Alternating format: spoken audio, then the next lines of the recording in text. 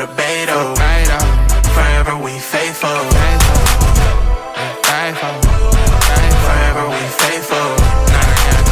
Not again. Forever we faithful. Niner my gang, whoa, that back came real fast. I feel like Usain Bolt. These teams not like us, they not in the same boat. We get all the big things, we got all the big rings. They ready to go. We ball never fold, grind stay in that mold. Another ring is the goal. All we do is win, no matter what. It's a scary sight, a Niner jersey and a cut. Faithful to the gang, yeah we up, living plush. Soon as you look up, another touch. Damn, it ain't next year, it's all year now. Crowd full of red, white, and gold, screaming loud. Let's get it in, let's get it in. Niner gang, another win. Let's get it in, let's get it in. Niner gang, another win. Welcome everyone to a brand new episode of Fair Faithful Podcast. I'm Brandon Free, and joined by me is my co-host, as always, Deon Johnson from Niner Gang Podcast. How we doing, man? Doing good, man. How about yourself? Doing good. Just real quick, as you guys can see, we have a little new layout going. We got a little score ticker on the bottom, and now on the right-hand side, you'll see our little overlays showing to like, subscribe, all that good stuff. We haven't yet already. And if you guys are on X, we cannot see your chat for some reason. Sometimes we do, sometimes we don't. But go over to YouTube on either For a Faithful Podcast or Niner Game Podcast to go ahead and chat with us today. Today we're going to be going over the Titans Niners preseason game, and then later on we'll go ahead and preview the game against the Chargers tomorrow. All right, how we feeling, man? What stood out to you last Thursday against the Titans, and how we feeling? So let's start with the good.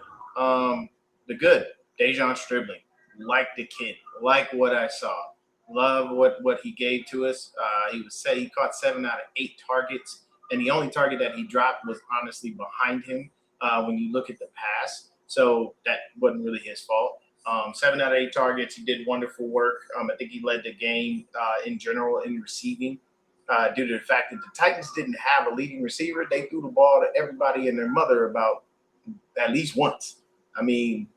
So when it came to that, I love what I saw from Deon Stribling. Grayson Halton looked fantastic. Shout out my boy CG Ruthless, who just did an interview with his dad. So he was talking to Grayson Halton's pops, which is cool.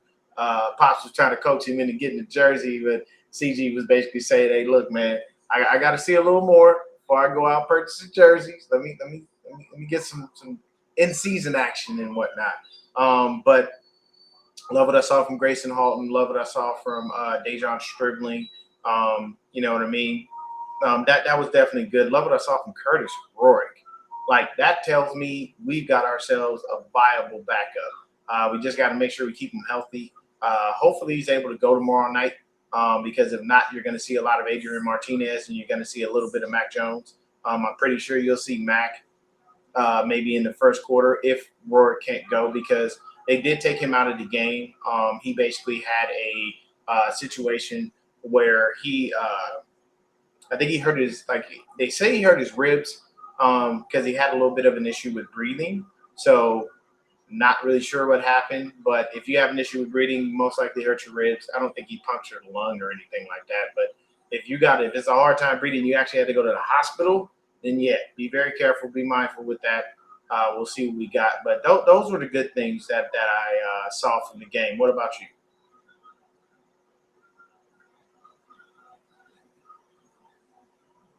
Can't hear you. I have myself on mute. That's why. There you go. What's going on, Jed? So basically, who stood out to me the most his game was Stribling, like you said. What do you call it? He had some great catches out there, going up for the ball. He has amazing. Like he comes down with the ball, he catches it, like that's what we need out there, bro. And I'm excited to see him during the regular season, for sure. And then let's see who. we had a couple guys on the defense looking pretty decent. You know, I think the only thing here is, like you said last week, is our safeties, bro. These are still having those issues, man, and I'm worried about that going into the season. We gotta figure out something, man. I don't know, like, but the front line looks good. O line looks decent. You know, our what's I always like Butch's name. Is it Wark? You said Wark, the quarterback. Who? The quarterback, Wark, What position? the quarterback.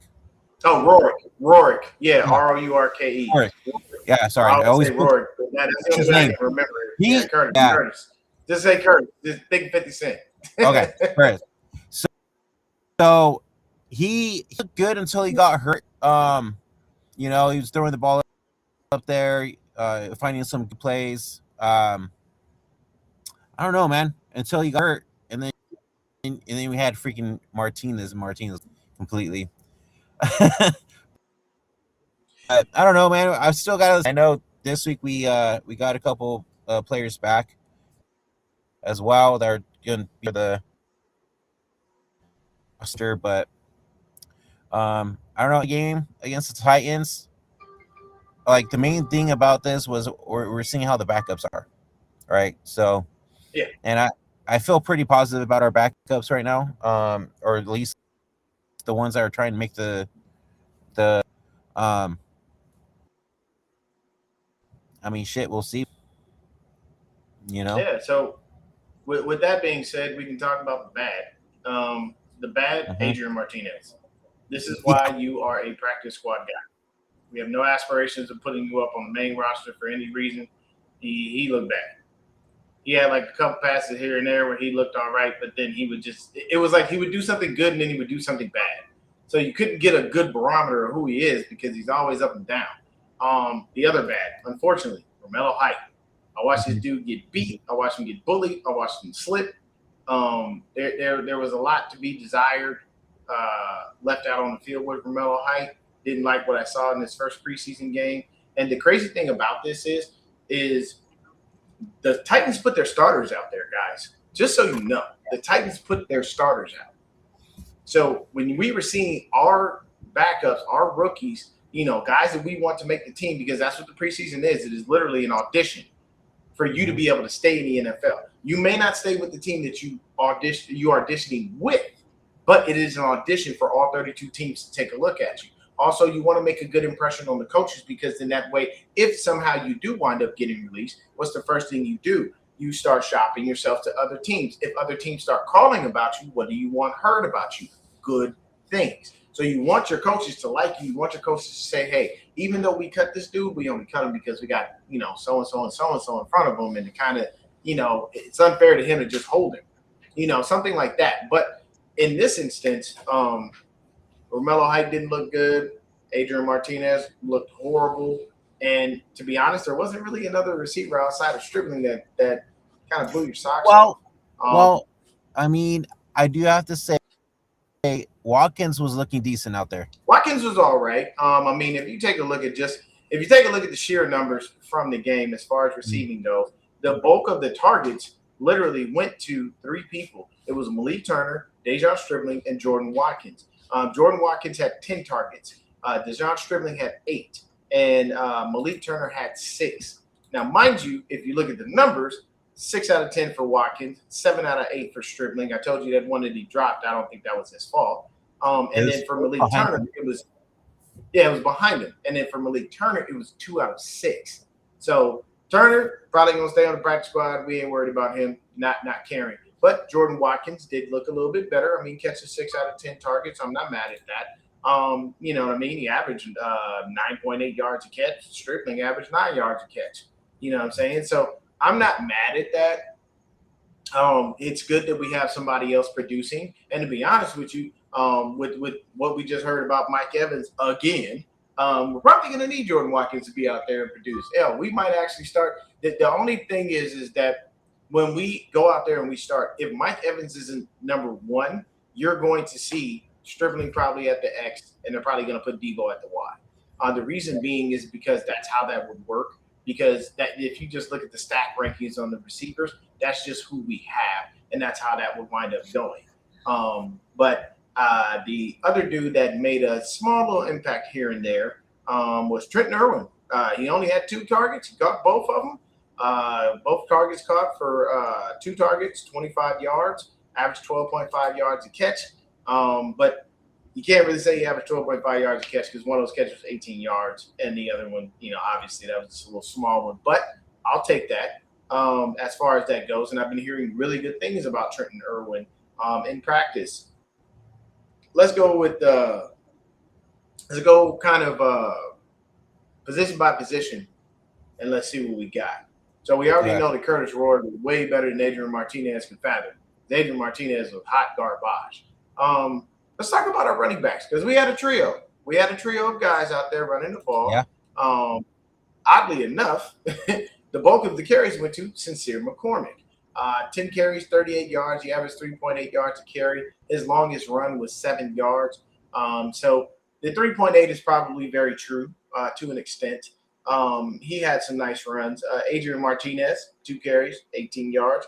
But if we're sticking to the running backs, we have Khalil Herbert with 6 carries for 18 yards. Zamir White, 2 for 1, and Patrick Taylor, 5 for -5 yards. So backs didn't look really good. McCormick was the only one who looked okay. But what this tells me just from watching the game is that position group relies on the position group in front of it to do its job, and they didn't do their job. Our O-line was not very good. They didn't really. Does it surprise you? Yeah, not at all. Didn't do too good on protecting the quarterback. Adrian Martinez wound up taking 2 sacks. Curtis Roy actually slipped out of a sack just by ducking. So O-line starters, we should be all right. Backups, we got some issues. What do you think about the O-line? Because that's the reason that Patrick Taylor wound up having that negative 5 yards while our running game could not get going because the O-line just could not block. Now, mind you, once again, people, remember, this was our backups. We didn't play a single starter in this game. Not a starter, not a soul. But we were out there against their first-team defense. Robert Saleh put his guys out there. Jeffrey Simmons was on the field. Like, this was their first-team defense. So what that tells Robert Saleh, at least, is, hey, you got a stout run defense. I ain't mad at you. Your pass defense is a little suspect, but your run defense is solid. So that gives him something to go on, something to think about. Mm-hmm. But for me, our O-line did not look very good. What do you think about that? Our O-line, which doesn't surprise me, like I said, did not look good. And I know we're having issues at the left guard position because Connor Kobe is not looking good in camp. So that concerns me a lot. We gotta figure out something there. Because our backups ain't doing it either. But, like we talked about before, even last season, John and Kyle never fucking make this a priority. And it's in the process. Yeah, sure, like, our O-line's up there or whatever sometimes. But looking at the game, when you're watching the game, it don't look like we're in that top 10 tier of O-line efficiency. We need help there completely. People say like our O-line's fine, but no, it hasn't been fine since for the past 5-6 years. It's always been a makeshift group of guys that we put together, and somehow they wind up in top 10 in PFF every damn year. I don't know how. I have no idea how, and I'm not sure what they're looking at or how they're grading it, because we're Niner fans. If we watch it, we looking at it going, what are you doing? This doesn't make sense. How is it the fact that these guys are going to be, ranked this high? So what I attribute that to is I think they're grading them as a whole rather than individually. Because the only person on our offensive line that's worthy of Pro Bowl or high praise is Trent Williams. You know what I mean? Everybody else on the O-line, I mean, we got some dudes, but we don't have anything that's going to blow your socks off. Like, we don't have teams clamoring to come and steal from us or say, hey, let me trade for this guy or trade for that guy. So hopefully we can get the left guard spot filled out, because that's the only spot that's truthfully open. As far as, on our offensive line, everything else is set. We already know who the guys are. Trent's left tackle. Jake Brendle's center. Pooney is right guard, and that Colton Kivitz is right tackle. But in this game, Eddie Pinheiro, he missed a 61-yarder, if I'm not mistaken. He did. But he looked good otherwise. So, yeah, he was 2 of 3. That long was 52. He missed about a 61-yarder. Now, on the other side of the ball, the Titans, they did their thing. Joey Slye, man. We remember Joey Slye was here for a little second, a little hot moment when we were running through that carousel of kickers. I think it was due to Robbie Gould's injury years back. So Joey Slye, he was money. He was the reason the Titans really won the game. He kicked them through that game, because they scored once and never scored again. Everything else was field goals. Joey Slye, let me tell y'all. Yeah, let me tell y'all right now. Joey Slye went 4 for 4. That man himself had 13 of the 19 points for the Titans. Just the kicker. So that tells you that the defense started to show up once the backups came onto the field. Because we did run through we did have a Will Levis sighting. We had a Mitchell Trubisky sighting. But one thing I do want to do is show love to the Titans. Hey, run game was insane. They ran all over us, through us, up under us, and everything. Just for context, if you don't understand what I'm saying, the Titans literally had 1, 2, 3, 4, 5, 6, 7, 8. They had 8 different people run the ball. That includes quarterbacks. 8. And they amassed a total of 167 yards. Now, mind you, I would say out of those 167 yards, I'm just going to look at who was actually a running back versus other people running the ball. We got some guy named Julius Chestnut. He got us for 9.4 yards to carry, but he did have a long run of 34 yards, and he had a total of 47. So he didn't really gash us. He just had that one play that was really, really good. Tajay Spears, 4 for 35. Once again, this was a chunk play, 4 for 35, but you had a 25-yard run. So those two, you can see that the numbers got a little bit lower, but we gave up chunk plays, so that's why they look inflated. We did wind up getting 3 sacks. All of our 3 sacks came on Will Levis. So shout out to the defense for making it happen. But for the Titans, like I said, 167 yards, 8 different people carried the ball. They spread the ball out amongst all these guys. Tony Pollard was the only one who scored that touchdown early in the game. The issue I saw was a lot of missed tackles and not wrapping up.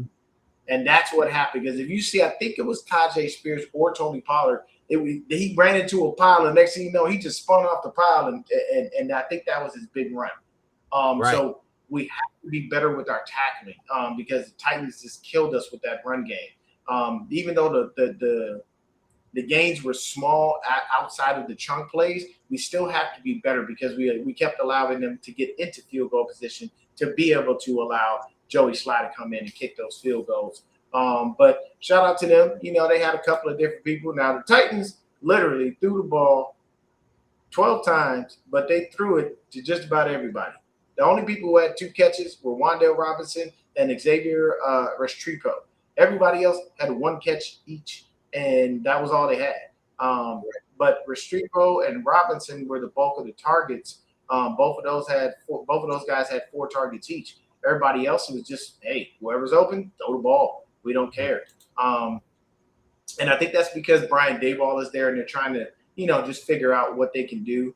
I always jokingly say that the Tennessee Titans have, that their tight ends and wide receivers, everybody's from Africa just based off of the names. You know what I'm saying? Tamari DK and all these other dudes, man, they got so many cats. And, ain't nothing wrong with that. You know what I'm saying? Love the motherland. Just they got more people than not. But what did you think about how the Titans performed? Who performed? The Titans. How do you think they performed there? No, I mean, dude, going in, they look pretty good, man. I think Robert has a good team for his first year. I think they're going to be decent. I think Cam Ward will be better too as well. And their defense looks pretty decent as well. Yeah. So I'm actually excited for Salah that Titans team, man. I hope that it actually works out for him this go round. Honestly, Me too. I'm just being 1,000% honest with you. He chose the wrong team when he picked the Jets. That was the dumbest thing he could have done.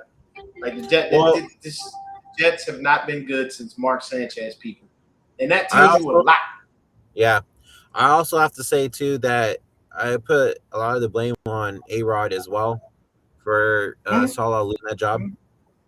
Mm-hmm. Yeah, because he couldn't stay on the field. He couldn't get there. Like there were just things that just weren't working out. But shout out to Salah, let him have himself a wonderful time in Tennessee.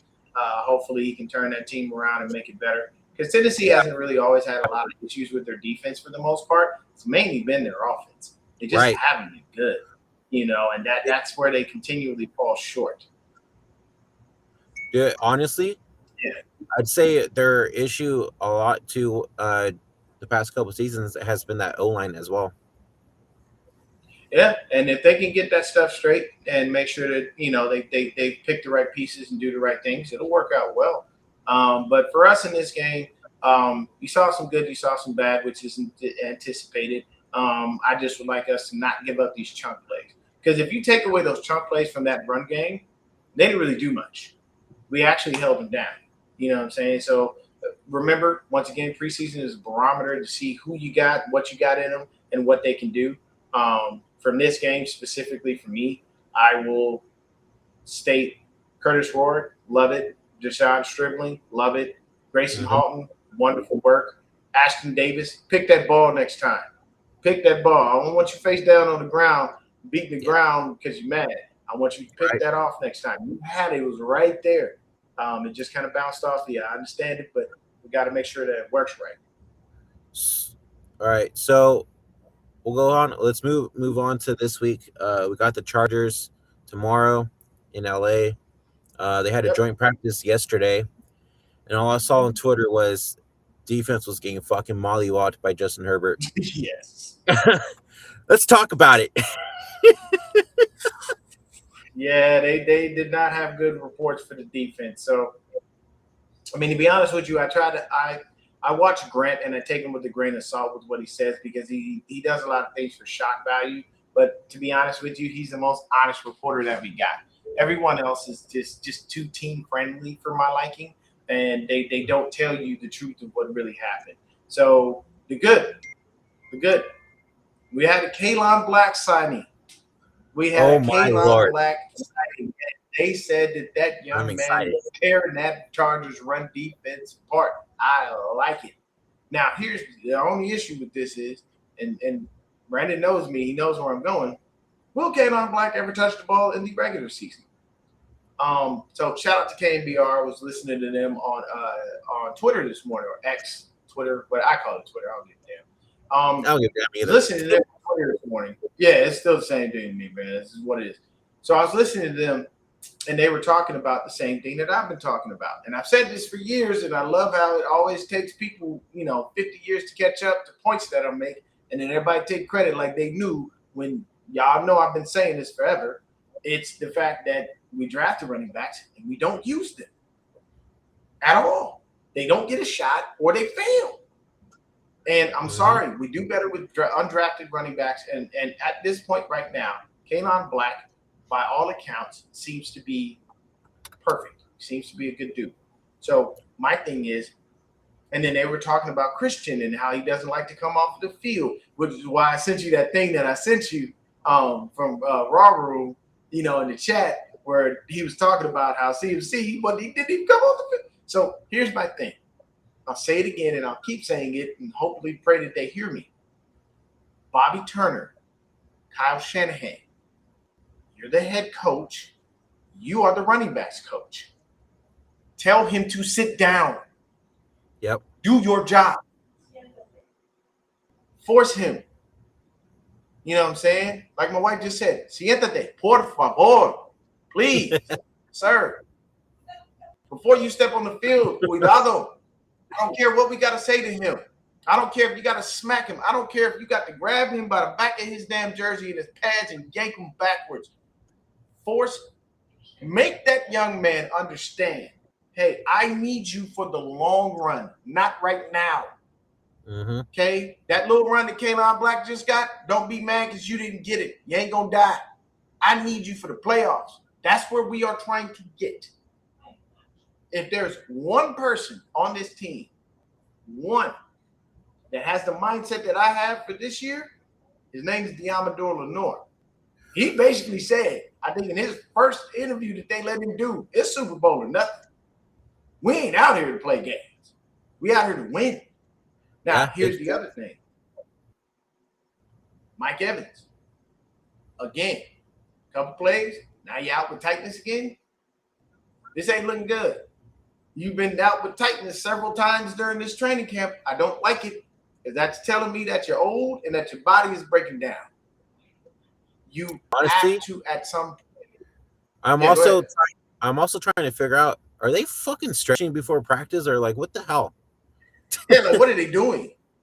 Like honestly, at a bare minimum, because the tightness, and this has been the new word of training camp for the 49ers. Everybody is missing with tightness. Christian McCaffrey didn't play because of tightness. Mike Bosa because of tightness. Nick Bosa isn't practicing because of tightness. Now, here's the thing. Two things can be true, and I want your thoughts on this. They're saying that CMC and Nick Bosa, and these are just reports, it's not nothing that's been corroborated. They're saying that both of these dudes are holding out because of new contracts. So CMC is holding out because Bijan Robinson and Jahmyr Gibbs, they wound up getting paid. Let me explain something to you. CMC is 30. You don't pay a 30-year-old running back, young boy money. You just don't. I'm sorry. I don't care who he is. You don't pay a 30-year-old back stupid bread like that. The reason those two dudes got it is, number one, they're young, and number two, they've been producing for years.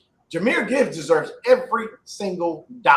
If you ain't seen who Jahmyr Gibbs is and how that young man plays, I implore you to do your research because that man is on fire. Bijan Robinson, are you serious? Have you seen what he's done in Atlanta with no O-line? People, those dudes have a right to get paid. Right now, CMC, with over 400 touches, you're putting too much mileage on your body to try to extend your career. There's not longevity there. So if I'm giving you a contract, I ain't going to lie to you. I ain't giving you more than 2 years. Max.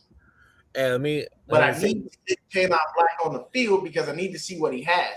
And if you are being so stubborn that you don't want to bring your ass off the field, I don't want to hear it. You're going to sit your ass down whether you like it or not.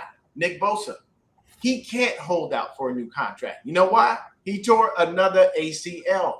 The man has literally missed about 2 seasons with it.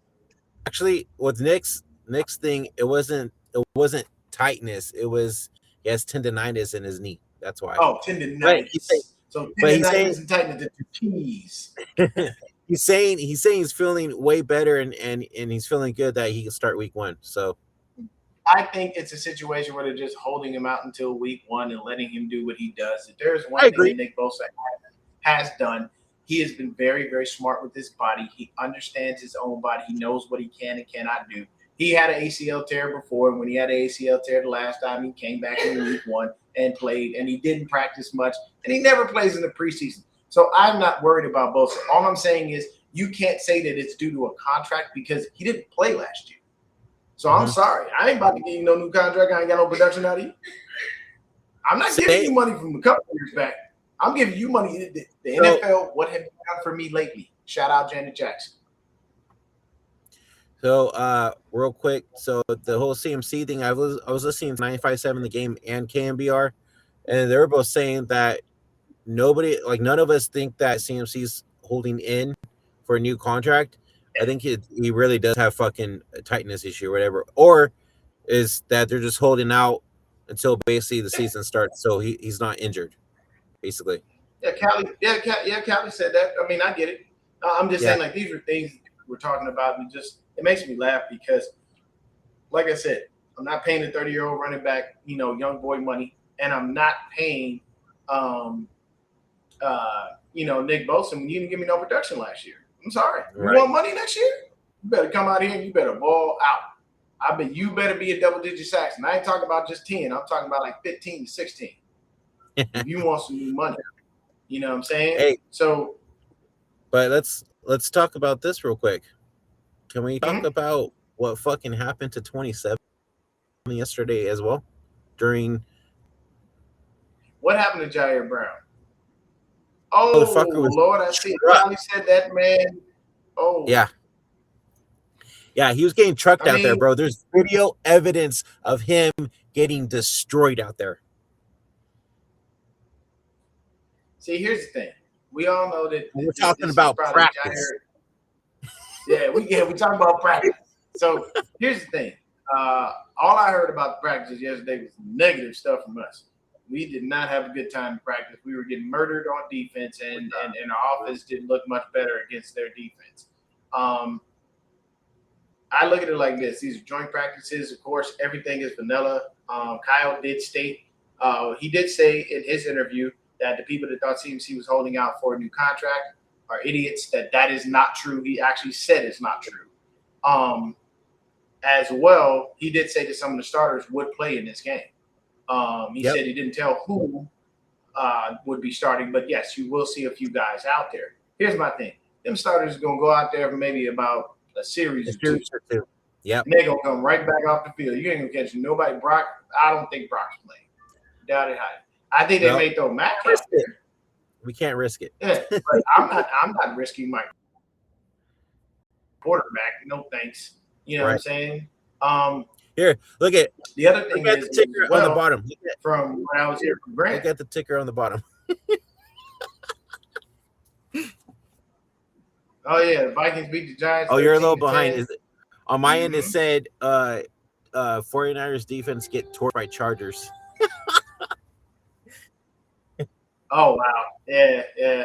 It just, I mean, we did. That's what they're saying. We got obliterated. But I'll take it. I'll take it with a grain of salt. We'll see what happens in the game tomorrow. I really wish I was out there in LA to be able to go, because I'd call my brother up and we go. You know what I'm saying? Because he's a diehard Charger fan. That'd be the first time me and him got a chance to go to the game. We definitely would do it because we would have a blast. You know what I'm saying? But I even heard Trey Lance was out there serving us up. So that tells you a lot, you know. But here's the thing, and this brings me to a different discussion. Though Trey Lance is, I think, QB3, if I'm not mistaken, because DJ, I think it's Ukulele. I don't really know how to say his name, bro. I'm sorry. Polynesian names are very hard to pronounce, and I'm really good with pronunciation, but I gotta hear it properly from them so I can say it correctly, just so I know that the phonics come out right, versus me just destroying someone's name. Because oddly enough, everyone looks at as Roman Reigns as Joseph. Roman Reigns' first name is not Joseph. His first name is Leitai. Look it up. Don't believe me. So here's the thing. When it comes to Trey Lance, you know how Mike McDaniel's there. Mike McDaniels was here when Trey Lance was here. Trey Lance, to me, I will always state, never got a fair shot. That's my opinion. That's just me. I know a lot of people are like, move off of it. I don't care. I'm not jumping back on that. I don't care about what happened. It's already gone. He's moved on. He's with the Chargers. Here's the thing. Could we see what Trey Lance might have been in this offense with Mike McDaniels over there in LA? Does it say he running the same damn thing? He just puts his own spin on it. And to be honest with you, at this point, it looked like he ran it better than Kyle because they was killing us. We couldn't do that to them. So my thing about that is that puts us at a disadvantage. Why? Because you have Mike McDaniels sitting there with all of the knowledge of what we do. He knows Kyle. So he could just be sitting there working with the D coordinator like, hey, look, when he get into this situation, he going to do this. When he's in this situation, he's going to do that. He's going to go here. He's going to focus on that guy. Like, he can tell you everything that Kyle's going to do. So you have a disadvantage. You've got somebody there with knowledge of our playbook, literally running our playbook against us. So it's going to be hard for Raheem to do what he needs to do, and it's going to be hard for Kyle to do what he needs to do because you have somebody sitting there that has knowledge of everything you could think of. Mhm. So keep that in mind, people. If we lose this game versus the Chargers, there is a disadvantage. I don't care how you evolve it. I don't care how many ways you change it. You could go from, sprint right, 35 option, Django B to, sprint left, Right. 32 option, Django D. Whatever you do, it doesn't change the play. It just changes the way that you state it. It changes the play call, not the actual play itself. We all know that Kyle runs the same play about 5 different ways for the most part. But when you have Mike McDaniels who knows that and who can do that and help design these game plans, think they got an advantage. Right. Just saying. That's true. That is true. And so I think, honestly, tomorrow will show us some wonderful things. It'll give us a barometer on who these guys are, what they do, what they don't do, how can we best utilize them to take advantage of things. You know what I'm saying? As far as any of our rookies, I hope that Deon Strickland continues his greatness. You know what I'm saying? I want to see somebody else break out. I hope and pray Kalon Black is ready to go because I want him to run all over this. Same. I need to see him. I saw what he did in college, but I need to see him on an NFL field against an NFL defense out there running the rock. To be honest with you, I don't want to see any more Patrick Taylor or Sincere McCormick or Khalil Herbst. I don't want to see none of these dudes.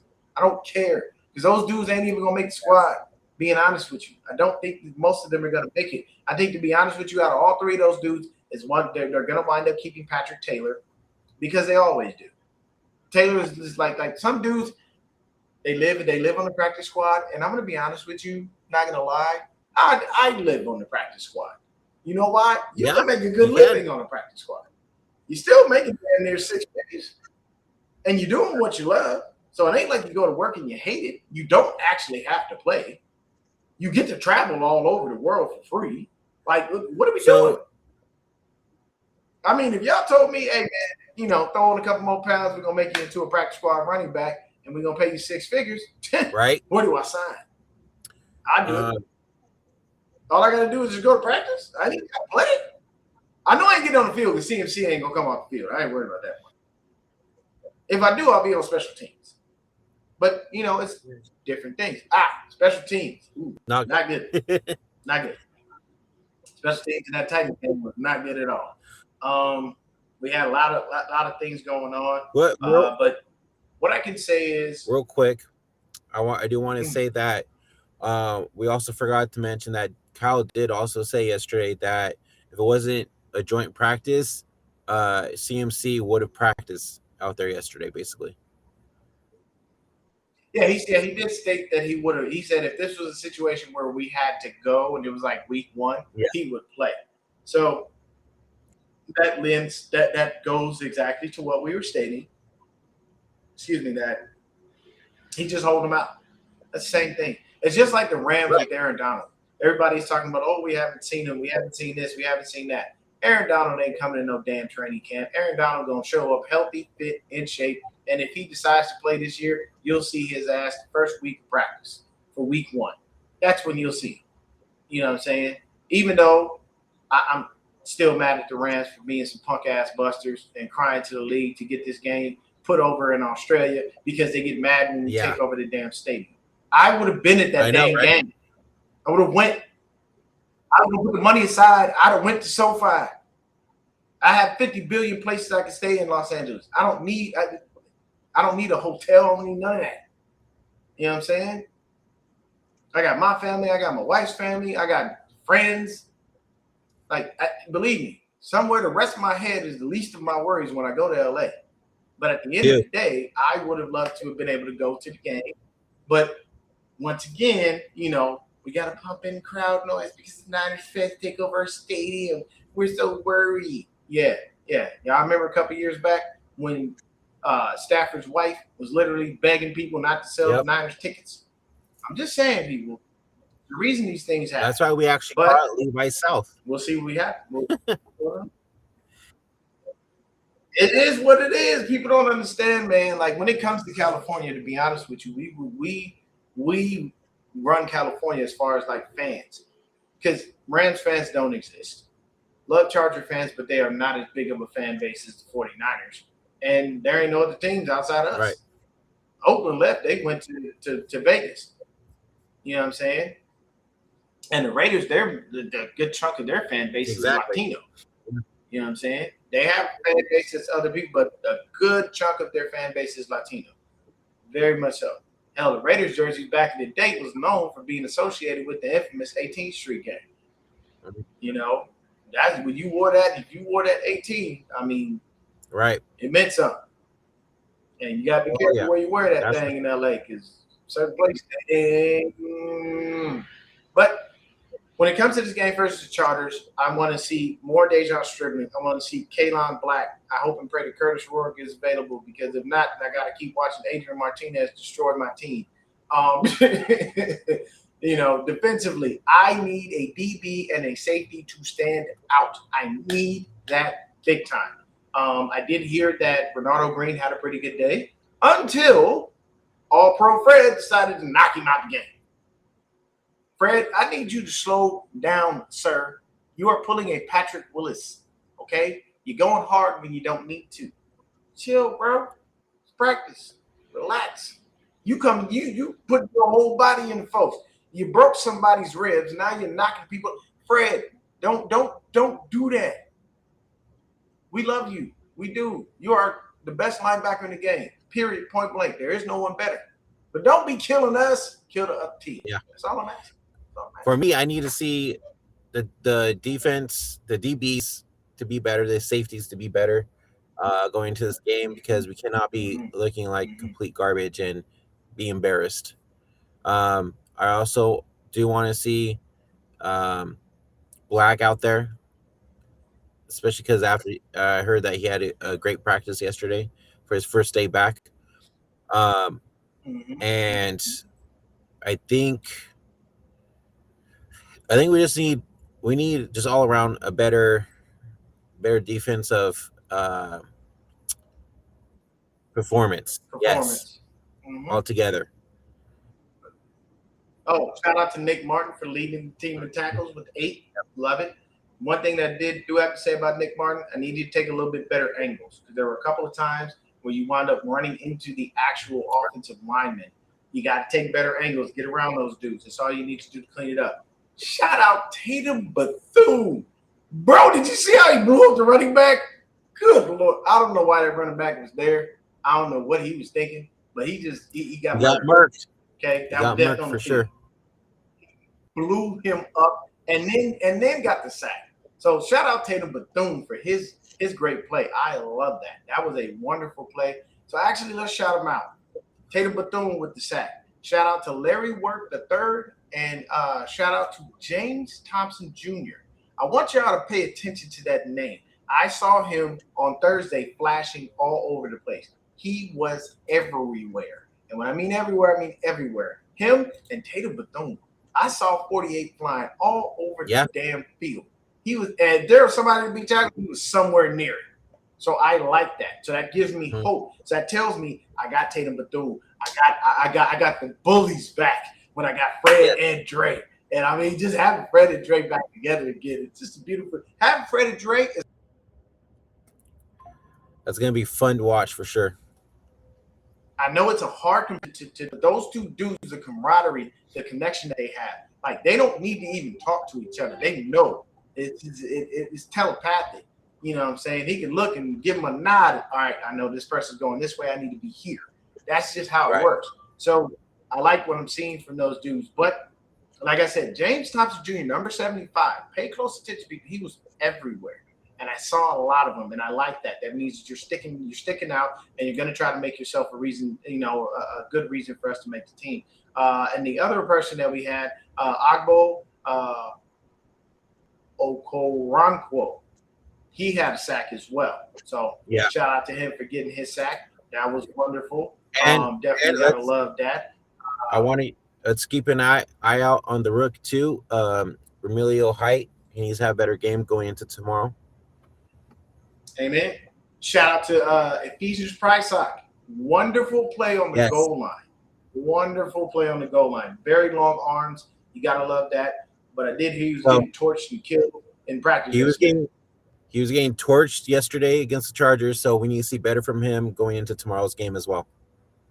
Yep. And here's the thing. We had 4 passes defensed in total as a team. You know what I mean? So I'm not mad at that. The Titans wound up having just one. So we had Ephesians Pricesock with one.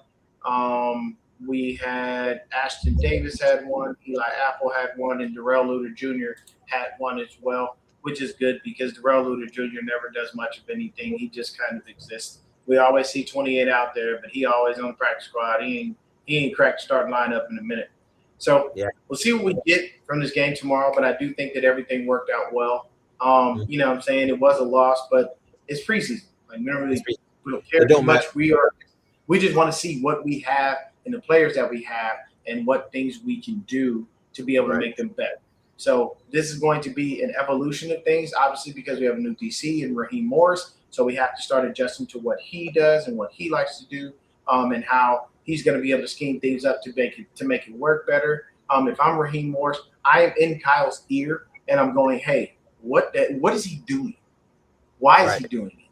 Where do you think he's going to go? Because just as much as Kyle knows Mike, Mike knows Kyle. Exactly. You know what I'm saying? If I'm the teacher, I know my student. You know what I'm saying? So, hey, Kyle, when he's doing, why is this like, collaborate, sit with each other, talk with each other, figure it out. You know what I'm saying? And for the life of me, Kyle, shave that damn mustache. You look like a douchebag. I hate that mustache. It's ugly. Shave it, grow your beard out, do something, but you look like a straight douchebag. And I already don't like you as it is. So just please shave the mustache. Make it go away. Can't stand it. I don't know why. But either way, let's see some great things tomorrow. Shout out to the Chargers. Shout out to my brother AC the Barber. If you out in LA and you need to get your haircut, AC_barber on Instagram. Check him out. He'll chop you up stupid nice. He'll get you right. He'll walk out there just like any other man does with a haircut, feeling like a new man. Ladies too. If y'all got the short haircuts and whatnot, y'all into the designs and y'all want, fades and whatnot, my man AC will take great care of you. AC the Barber. Check him out on Instagram. You need your haircut, he will get you. And the price is nice, okay? We ain't talking dirt cheap, but we ain't talking, these $150 things and people's massaging your face and shit. Yo, that's just wild. Bro. Now, don't get me wrong. Shout out Sly Huncho. I love him. I follow him on Facebook. I follow him on YouTube. He is priceless because I love when he does his things and what he did with the little shorts, because he's in that mode. I like that. It's entertaining, but I am not the guy that's going to pay $150 to $200 for a damn haircut. I'm sorry. Yeah. If that's the case, if it gets to that point, I'd rather my wife, who is an artist and can draw and do things, and has cut my hair before, by the way. I'd rather her do it. I'd rather her sit there and watch 50 million videos on YouTube about how to blend and all that other stuff, and just let her figure it out on my head, and to pay $250 for a damn haircut. That's just insane. You know what I'm saying?